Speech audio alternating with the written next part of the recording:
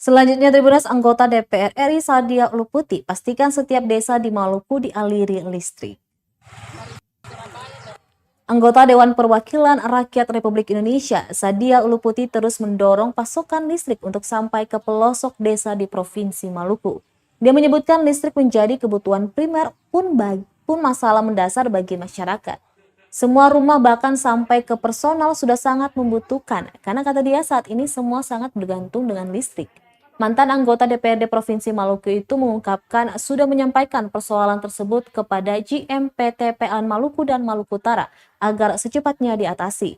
Anggota Komisi 4 DPR RI ini menyebutkan supaya tidak ada lagi diskriminasi dan sebuah cerita sehingga ini menjadi suatu persoalan.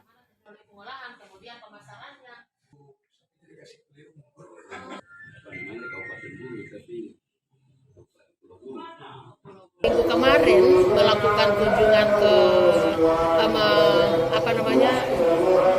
silaturahmi mendatangi JM PLN Maluku menyampaikan soal ini begitu agar dalam RUPTL listrik, rasio elektrifikasi, kemudian juga operasional jam nyala di Maluku agar diperhatikan, tidak ada lagi diskriminasi, tidak ada lagi cerita tentang bagaimana ini menjadi satu persoalan, tetapi di setiap desa kita pastikan harus sudah bisa tersedia gitu.